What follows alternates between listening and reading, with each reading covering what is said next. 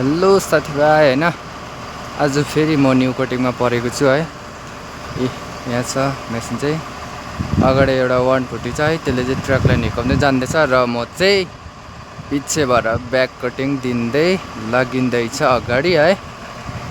यहाँनिर चाहिँ यसरी टर्निङ घुमेको छ है। यो टर्निङ अलिक सानो भएको छ, यता अलिक फुटाउनु पर्ने रहेछ है। यहाँ मुनि चाहिँ यस्तो यो फस्के माटो छ कि, अन्त यो माथि कोटाउँदाखेरि मुनि कोप्रो हुने, अन्त माथिबाट ब्लङ ब्लङ झर्दैछ है।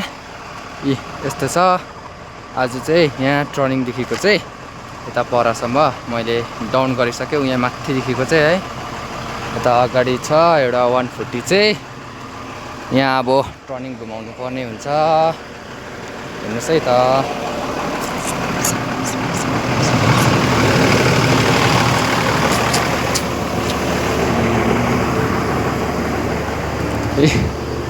हेर्नुहोस् चाहिँ हो डाउन ब्रेकिङ गर्दै हिँड्दैछु है।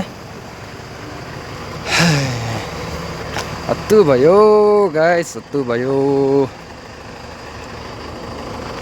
यहाँ छ एउटा 140 चाहिँ मेरो चाहिँ यहाँ 205 को जेसिबीको।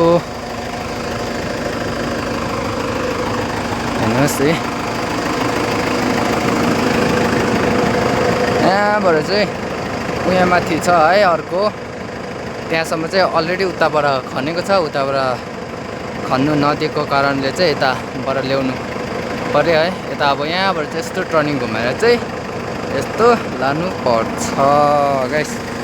उतल हेर्नु नि, एउटा ढुङ्गा कि यहाँ जोगाउँदा लडी गएर झन्नै तल काम बिगारियो गाइस, झन्नै काम बिगारियो।